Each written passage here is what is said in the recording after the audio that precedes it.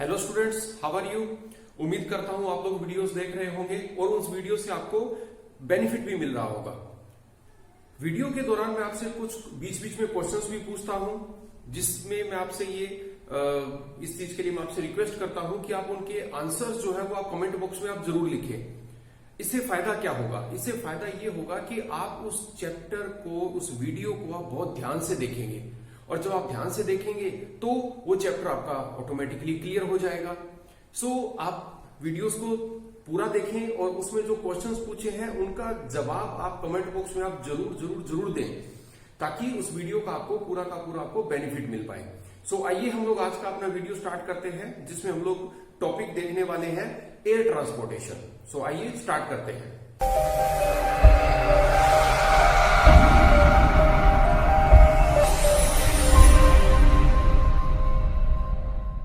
Today's our topic is air transport. Last videos में हम लोग ये चैप्टर काफी हम लोग देख चुके हैं। इस चैप्टर में हम लोग इसी वीडियो में हम लोग इसी चैप्टर को हम लोग कंटिन्यू कर रहे हैं, जिसमें हम लोग आज का टॉपिक कर रहे हैं एयर ट्रांसपोर्ट। एयर ट्रांसपोर्ट का मीनिंग मतलब बाई एयर जो हम लोग सर्विसेज देखते हैं वो एयर ट्रांसपोर्ट की कैटेगरी में आता है। ये एक फास्टेस्ट मीड ऑफ ट्रांसपोर्ट है, मतलब ये फास्टेस्ट है। इससे जब हम लोग ट्रेवल करते हैं एयर ट्रांसपोर्ट के थ्रू तो हमारा टाइम भी बचता है और हम तुरंत उस जगह तक फटाफट हम लोग पहुंच जाते हैं। तो ये उन कंट्रीज में ज्यादा सक्सेसफुल है एयर ट्रांसपोर्ट जिन कंट्री का एरिया बहुत बड़ा है, जैसे इंडिया, रशिया, कनाडा, उसके अलावा अमेरिका, ऑस्ट्रेलिया। क्योंकि ये कंट्रीज काफी बड़े हैं साइज में, तो कंट्री के एक साइड से दूसरी साइड जाने में अगर हम बाई बस या बाई ट्रेन हम जाते हैं तो उसमें ज्यादा टाइम लगता है, लेकिन बाई एयर में क्या होता है कि हम बहुत जल्दी हम लोग उस जर्नी को हम लोग कंप्लीट कर सकते हैं। दूसरा, किसी भी तरीके का क्लाइमेट हो इसको फर्क नहीं पड़ता, किसी भी तरीके का टेरेन हो इसको फर्क नहीं पड़ता। मतलब टेरेन में भी कोई इफेक्ट नहीं होता कि एयर ट्रांसपोर्ट जो है या आपका शिप जो एरोप्लेन है वो जा रहा है, एरोप्लेन के नीचे उस एरिया में डेजर्ट है या माउंटेन है या प्लेट्यूज है या फॉरेस्ट है, रिवर है, ओशियन है, ये कुछ भी अगर नीचे है तो उसको कोई फर्क नहीं पड़ता, क्योंकि उसने तो ऊपर से उड़ के जाना है। सो टेरेन का भी फर्क नहीं पड़ता, क्लाइमेट का कहीं थोड़ा बहुत इफेक्ट मान सकते हैं, बट मोस्टली जो क्लाइमेट का भी इफेक्ट नहीं पड़ता है। इंडिया में जो फर्स्ट स्टार्ट कब हुई थी एयर ट्रांसपोर्टेशन इन इंडिया, इन 1911 में इंडिया में फर्स्ट फ्लाइट स्टार्ट हुई थी। कहां से लेके? इलाहाबाद से लेके और नैनी तक। इलाहाबाद से लेके नैनी तक ये ट्रांसपोर्टेशन स्टार्ट हुआ था। 10 किलोमीटर का ये एरिया था। मतलब 1911 के अंदर में 1911 में इलाहाबाद से लेके नैनी तक, जो कि 10 किलोमीटर का डिस्टेंस कवर किया था, इंडिया का फर्स्ट फ्लाइट आप बोल सकते हो, या इस टाइम में इंडिया में फर्स्ट टाइम में एयर सर्विसेज को इंट्रोड्यूस किया गया था। अब इंडिया में अगर एयर ट्रांसपोर्टेशन है तो नेचुरल सी बात है, इसको मैनेज करने के लिए गवर्नमेंट ने कोई ना कोई तो डिपार्टमेंट या कोई ना कोई अथॉरिटी तो बनाया ही होगा, क्योंकि इसके बिना तो काम नहीं चल सकता। सो इसके लिए एयरपोर्ट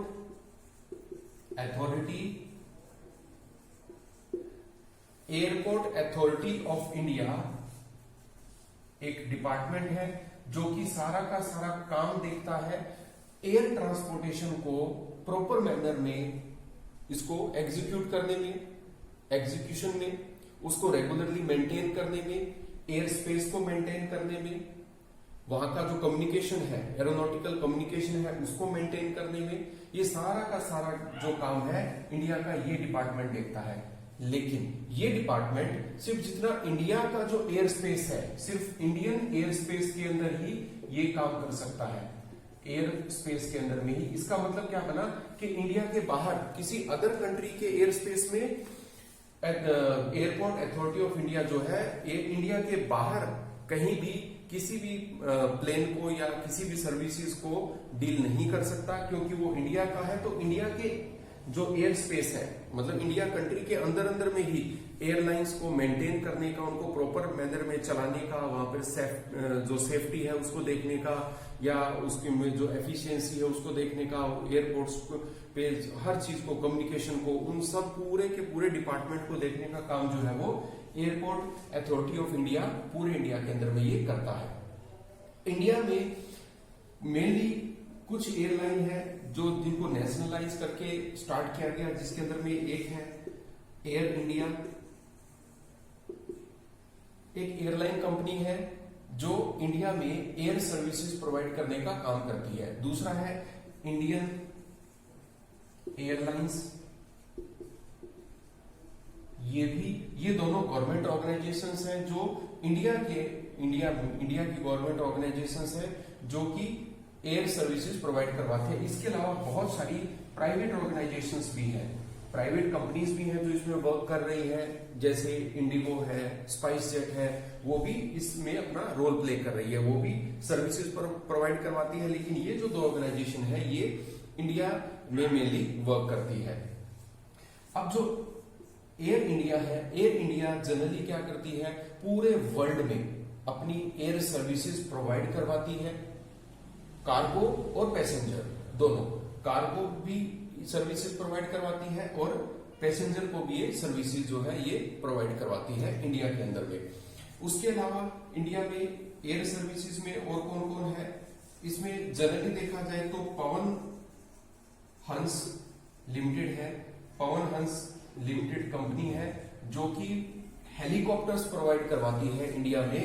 किस किस को, जो पेट्रोलियम जो कंपनीज हैं उनको अगर हेलीकॉप्टर सर्विसेज चाहिए तो पवन हंस लिमिटेड प्रोवाइड करवाती है। उसके अलावा जितने भी नॉर्थ ईस्टर्न स्टेट या जो माउंटेन एरिया में जितने भी टूरिस्ट जाते हैं उनको अगर कोई भी हेलीकॉप्टर फैसिलिटी चाहिए तो वो पवन हंस ऑर्गेनाइजेशन जो है, पवन हंस कंपनी जो है वो इन लोगों को सर्विसेज प्रोवाइड करवा देती है। अब इंडिया में क्योंकि एयरलाइन सर्विसेज ने इतना ज्यादा ग्रो कर लिया, क्योंकि हम ग्लोबलाइजेशन के एरा में हैं, सो यहाँ ग्लोबलाइजेशन भी हो रहा है, मतलब हम इंपोर्ट एक्सपोर्ट भी कर रहे हैं, हम प्रोडक्ट को एक्सपोर्ट भी करते हैं। तो इंडिया में प्रोडक्ट के एक्सपोर्ट को और ज्यादा इजीली बनाने के लिए, एक्सपोर्ट्स को और ज्यादा इजीली बनाने के लिए इंडियन गवर्नमेंट ने जो है वो एक open sky policy for cargo start की थी, फॉर एक्सपोर्ट। पॉलिसी थी open sky policy for cargo.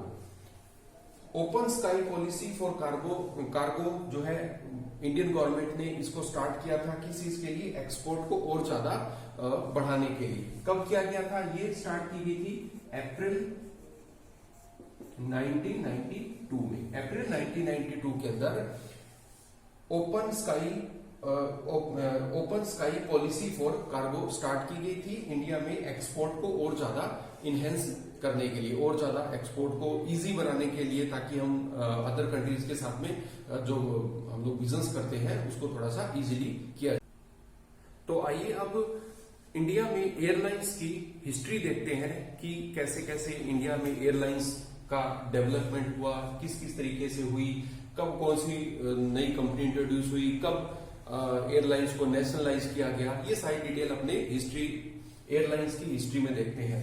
So first introduce India में एयरलाइंस इंट्रोड्यूस कब हुई थी, 1911 में। 1911 में एयरलाइंस को इंट्रोड्यूस किया गया था। कहां से कहां तक चली थी, इलाहाबाद से लेके और नैनी तक। फर्स्ट जो इंडिया में जो स्टार्ट हुई थी एयरलाइंस वो 1911 में इलाहाबाद से लेके और नैनी तक उसको चलाया गया था। उसके बाद में सेकंड इसी को ही आगे 1947 में यहां पर इस में 4 कंपनीज जो थी वो जुड़ गई थी। इंडियन एयरलाइंस में 1947 आते आते 4 कंपनी जो थी वो एयरलाइंस की कैटेगरी में जुड़ गई थी। एक थी टाटा सन्स लिमिटेड, एक थी डेक्कन एयरवेज, ये दो ऑर्गेनाइजेशन 1947 में जुड़ी थी, टाटा सन्स लिमिटेड और डेक्कन एयरवेज। इसके अलावा दो ऑर्गेनाइजेशन और जुड़ी थी जिसका नाम था air services of India. Air services of India,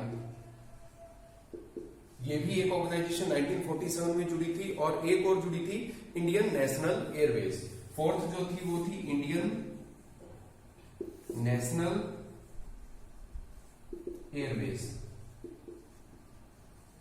तो ये चार कंपनी जो थी वो 1947 में इंडियन एयर ट्रांसपोर्ट में वो चार कंपनीज ने भी अपना एक्टिव रोल प्ले करना स्टार्ट कर दिया था। यहां तक ये चार कंपनीज उसमें जुड़ गई थी। फर्स्ट थी Tata sons limited, Deccan airways, air services of India और इंडियन नेशनल एयरवेज। ये चारों की चारों कंपनी जो थी वो 1947 में इस कैटेगरी में जुड़ गई थी। उसके बाद में थर्ड लेवल पे इन 1951 और चार कंपनी इसमें ऐड हो गई थी। 1951 आते आते, क्योंकि स्टार्टिंग में क्या था, एयरलाइंस इस वाले में बहुत बूम आया था, बहुत सारी कंपनी जो थी उन्होंने इस सेक्टर में वर्क करना स्टार्ट कर दिया था। तो 1951 में चार और ऑर्गेनाइजेशन इसमें जुड़ गई थी। फर्स्ट का नाम क्या था, भारत एयरवेज। भारत एयरवेज कब जुड़ी थी, 1951 के अंदर में। फिर हिमालयन, इसी के साथ में ही भारत एयरवेज के साथ में ही हिमालयन एविएशन लिमिटेड कंपनी भी इसी में ही ऐड हो गई थी। कब हुई थी, 1951 के अंदर में। एयरवेज इंडिया,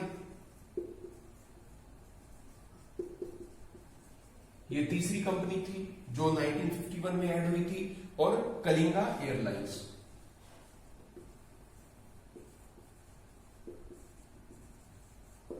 ये अब यहां आते आते चार कंपनीज और जुड़ गई थी। मतलब 1951 में इन चार के अलावा चार ये कंपनीज इसमें और ऐड हो गई थी, जिसका नाम Bharat Airways, Himalayan aviation limited, Airways India और कलिंगा एयरलाइंस इसमें ऐड हो गई थी।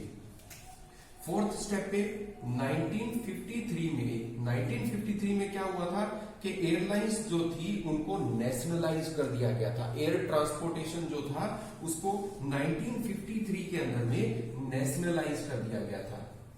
नेशनलाइज किया गया, कब किया गया था, 1953 के अंदर में। और यहां पर दो कंपनीज बनाई गई, एक थी air India international, air India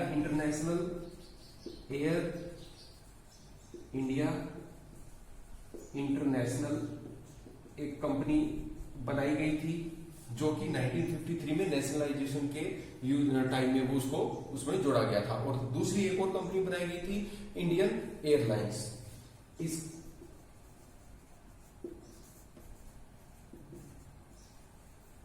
Indian airlines.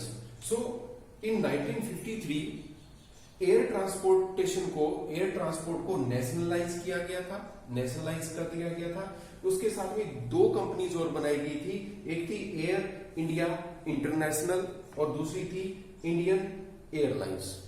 ये हिस्ट्री है इंडिया में एयरलाइंस की, कि एयरलाइंस कैसे कैसे स्टार्ट हुई थी। सो आइए अब देखते हैं oil and gas pipelines. Oil and gas pipelines जो है, ये नाम से ही पता चल गया कि इसमें हम ऑयल मतलब पेट्रोलियम प्रोडक्ट और गैस मतलब नेचुरल गैस को हम लोग ट्रांसपोर्टेशन करवाते हैं। मेनली ये बहुत कन्वीनियंट है और एफिशिएंट है।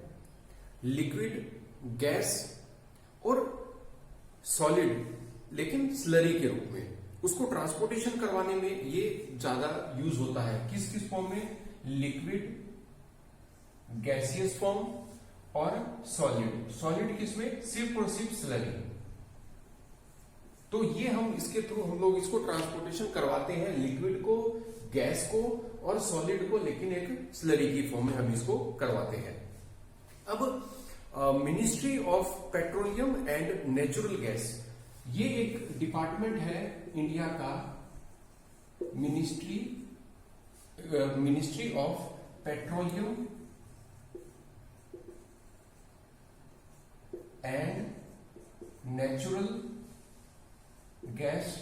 ये इंडिया का डिपार्टमेंट है जिसका नाम है ministry of petroleum and natural gas. ये ऑयल और गैस फील्ड में जितना भी जो वर्क होता है वो सारा इसी डिपार्टमेंट के अंदर होता है। सो इस डिपार्टमेंट ने एक कंपनी का फॉर्मेशन किया जिसको बोला जाता है ऑयल इंडिया लिमिटेड, जिसको ऑयल इंडिया लिमिटेड बोला जाता है। 1959 में इसको फॉर्मेशन किया गया था और इसी को शॉर्ट फॉर्म में ऑयल भी बोला जाता है।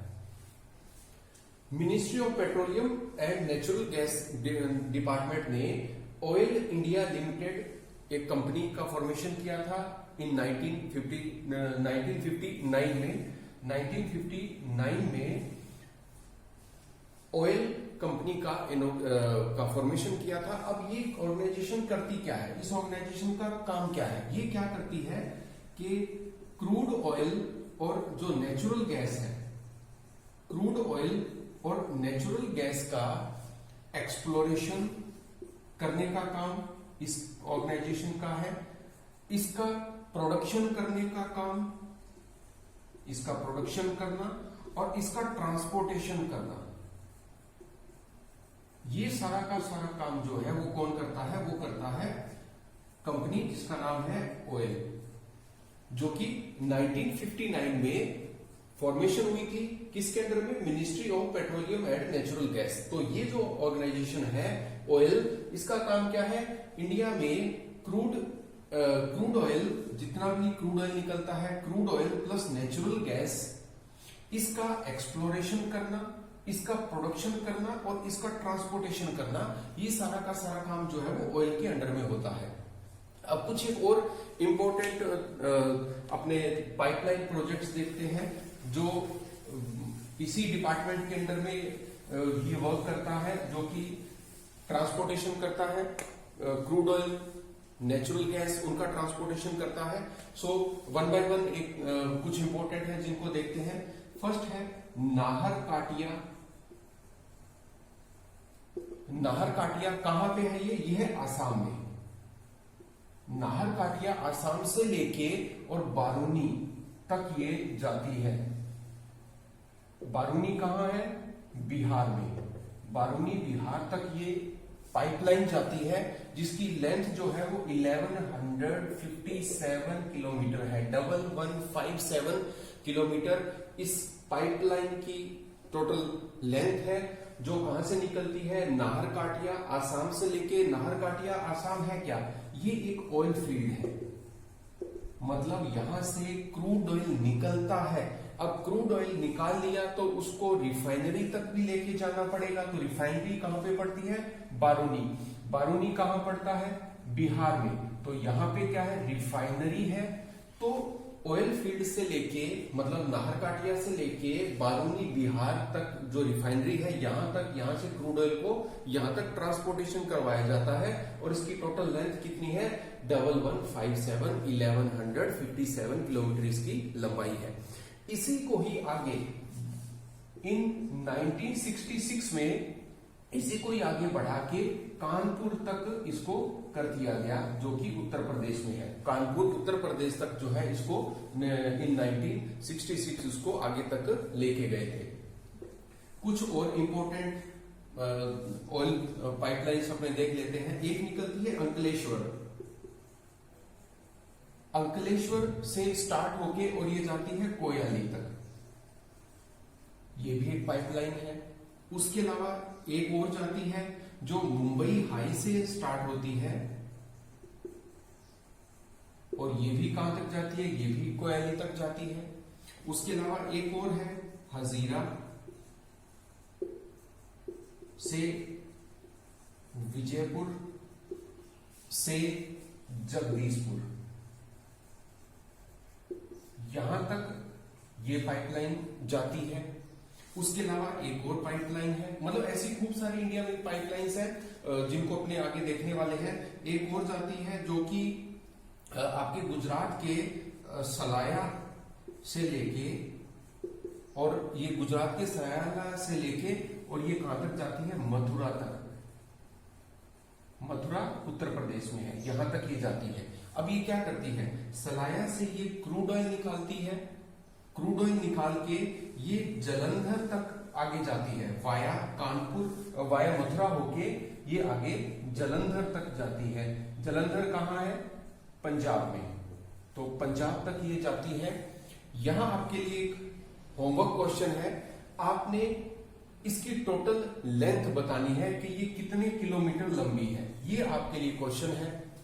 जब आप इस वीडियो को पूरा देख लें उसके बाद में आप कमेंट बॉक्स में इसका आप जवाब दीजिएगा कि सलाया जो गुजरात में है, यहां से जो पाइपलाइन स्टार्ट होती है, जो मथुरा जलंधर तक जाती है, ये पाइपलाइन जो है इसकी टोटल लेंथ कितनी है।